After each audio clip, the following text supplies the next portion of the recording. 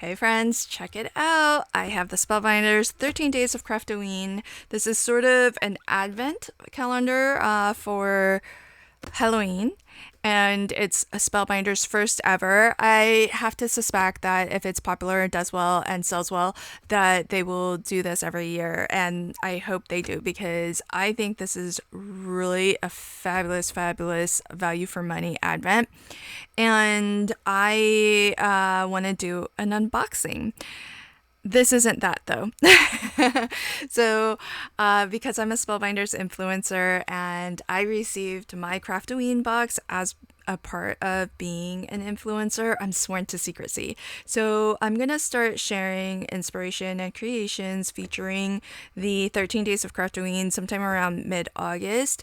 And after we're allowed to show all of the days and all of the um, dies that come in this Craftoween box, I will do or I will share my full unboxing. So I have already unboxed it. I have already looked at everything. So I know what all is in here. And I filmed myself unboxing it kind of the way I do my unboxings in general is just in real time, honest reaction to everything. And so I will post that, but it will be after we're allowed to reveal everything and start sharing our creations. But what I can tell you is what's already being shown on the box. So what do you get? You get 13 dies, one clear stamp, and one pack of sequins. This is a smaller box. Than the standard holiday advent that Spellbinders does, and everything is in these folios. So what I do want to share with you is a little bit more of a hands-on look at what the box is already showing you. So when you get yours, you're gonna find that each day's there's 13 dice, so every day is a die set, and you're gonna find that the die sets are in these folios that are actually in sealed cellophane bags. I did open everything already, but I popped them right back into their cello bags just for the purpose of this video so that you can see what it would look like when it arrives to you. And the image on the outside has nothing to do with what's on the inside. Don't even try to, I tried to maybe see if I could draw some conclusions, some hints, or whatever. I think they're more or less random. And that way, what is inside the folio is a surprise. So, so you're not going to spoil the surprise for yourself if you go ahead and open your box, because you can open your box, everything is still sealed, everything is still a secret until you open the cello and open the folio. So I am allowed to share what they've already shown on the box because then I'm not giving away anything that they haven't already given away. So I do want to share this. They already have it open, so this is what the folio looks like open. I'm not going to show which day you get this on, so at least that much will be a surprise. But what I wanted to do was actually measure this so that you get a sense for how the sizing for everything. So if I measure the folio itself, it's actually 6 inches tall by just shy of 3.5. You can probably call it 3.5 by 6. Kind of mini slimline size. So you have that. And if you look at the back, I mean, besides the fact that it does say Spellbinders on the back, I mean, you could totally use that if you wanted to, use this on a mini slimline card. But I think the packaging is really great because they package this. Here's what I love that's nice about the Craftoween box as a comparison to the Advent, which I love. I feel like the Spellbinders Advent is, don't get me wrong, it's like the best value for money. I hate to say anything critical about it because I love it so much. Look forward to crafting with it every year.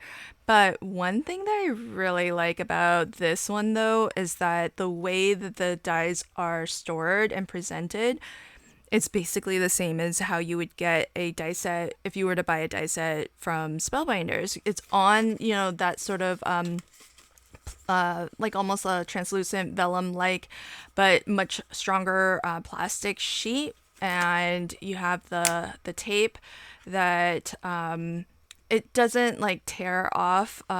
Remember the days when the dies used to have that adhesive strip on the cardstock insert itself, and every time you peeled it up it would like tear the cardstock inevitably.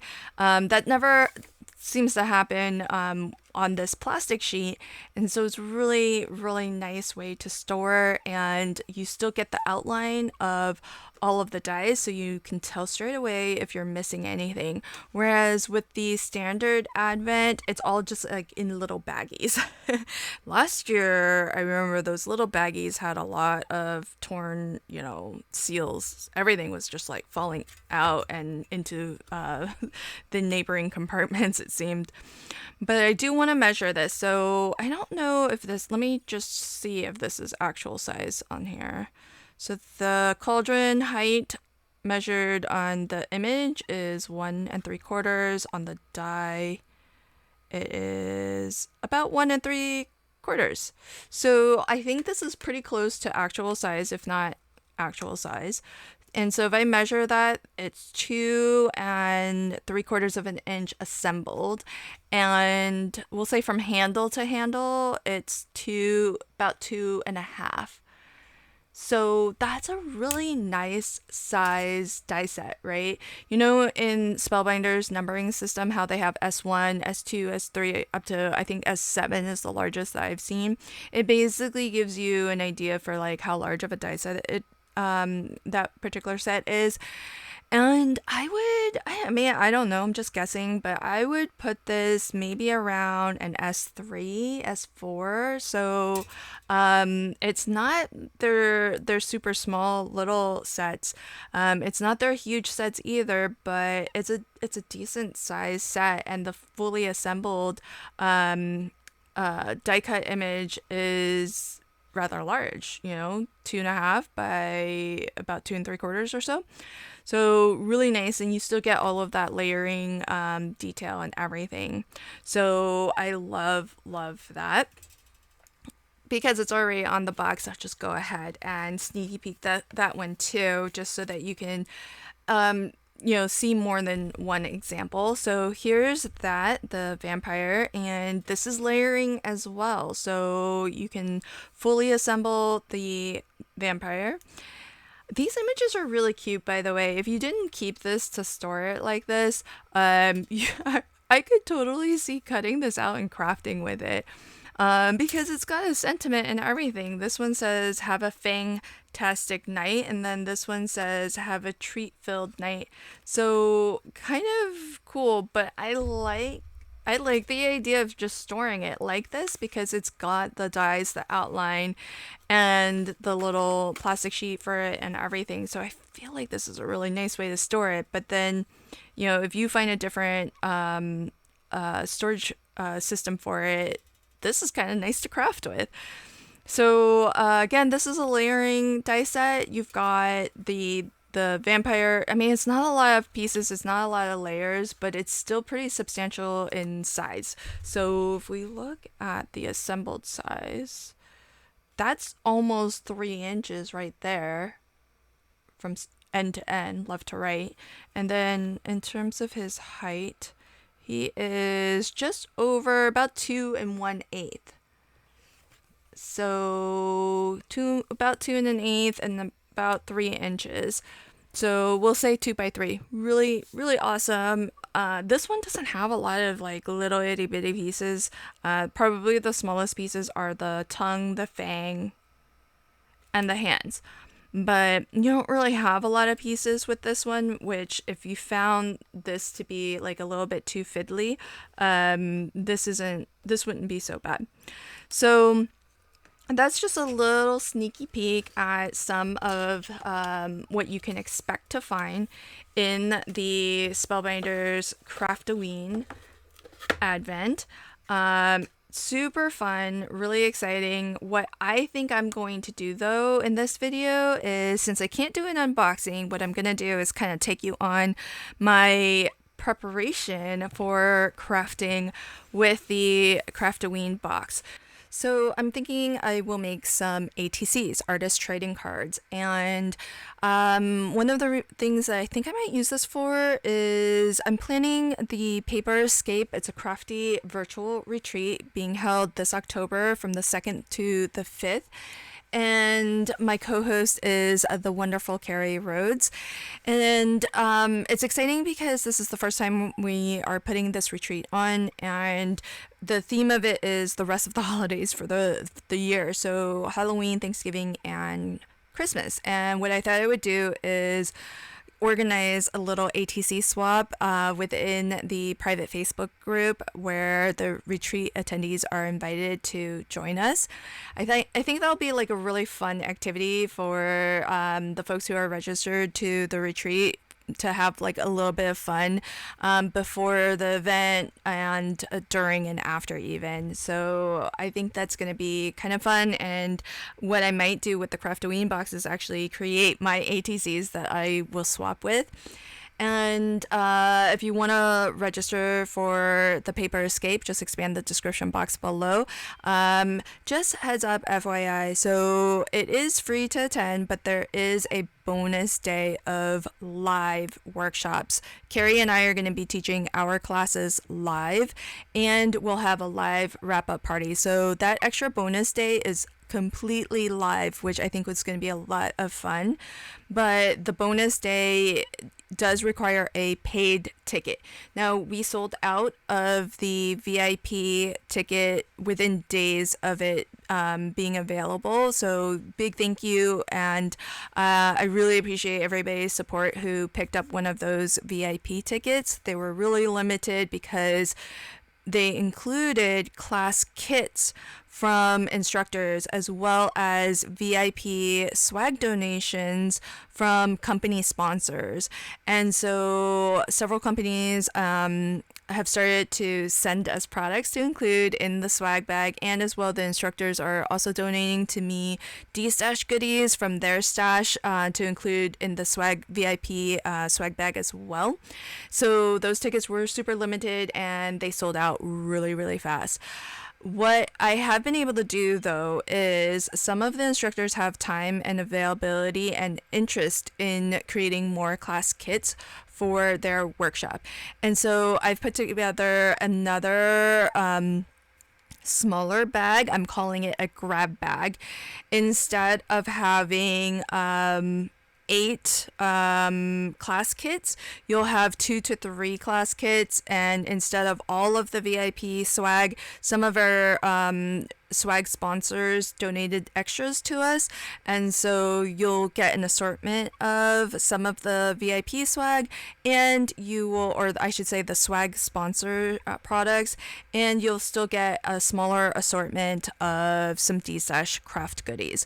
So at the moment there are 2 options for experiencing that bonus day. You can get the bonus ticket for $20. Nothing physical gets sent to you. That just gives you access to the bonus day where we're going to have some exclusive prizes, some exclusive giveaways. So you do get some extra opportunities for fun and for prizes. Or you can get the grab bag, which is $45, and it has some physical goodies, including 2 to 3 class kits, and as well some crafty goodies, both a combination of things donated to us from our swag sponsors, as well as D-stash goodies donated to me from the workshop instructors. So links to everything will be in the description box below. So let me go ahead and start making the masterboards for my ATCs. Okay, so I'm going to start off with watercolor paper because the technique I'm going to use is going to require some water. So the easiest way, the fastest way I find, well, actually fast is probably subjective because there's a lot of drying time. But in terms of effort, I feel like a really fun way to create a artboard or a masterboard. I've heard it called a lot of things. Basically, it's the idea of creating a larger sheet of a design that you then cut down into smaller sections for whatever your final project is. So in this case, I'm using, this is actually A4 size watercolor paper. It's the first time I'm using this watercolor paper. It was from Craftoween, and it's interesting. It feels different to every other watercolor paper I've used. It almost feels like it's just like cardstock. So like super smooth, and it's not quite as thick as the watercolor paper I'm used to, but we'll see how it works. And what I'm gonna do is use my fireworks sprays, which I love because if you're not familiar, these are actually from Imagine Crafts, but get them while you can because they are going to be discontinued if they aren't already. I love crafting with them, and if you're watching this and they've already discontinued them, I apologize for using something that you can no longer find, but there are lots of different companies that have sprays like these. I know Tim Holtz has some, and I think Hero Arts has some as well. And these particular ones are shimmery. They have a mica in them, so you definitely need to shake them up really well because that mica, whether it's like a gold-ish or silver-ish mica, it has a tendency to kind of collect at the bottom. So you can see as it dries, you can see how that purple lavender one has a lot of silver mica. You can see how light that has become. And I like to just let it dry naturally and let it kind of do its thing. And then I'll come back and add some more color if I need to. And all of this color that dried on my glass board, I just sprayed it to reactivate it, and that way I can just collect up all of that beautiful color. So this looks kind of nice on its own, but it feels fall. It doesn't feel too Halloween, so I wanted to spray some black, and it kind of looks like I ruined the whole thing. It looks terrible because some of that earlier layer has the mica, which acts almost like a resist, and black isn't all that black with this because the black fireworks also has mica in it, so it dries back very light. So I wanted some dark black, and one easy way is to splatter with the splatter effects. This is by Spellbinders. It's called Raven. And I let that all dry, but I actually was making 2-3 of these. Like one of them was actually from me basically mopping up the extra pigment on my glass board, and I just turned that into a background.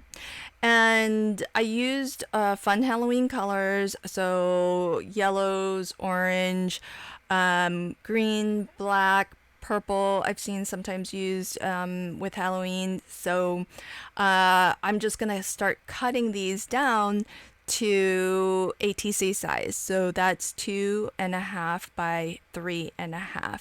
And you can see once you cut these to the smaller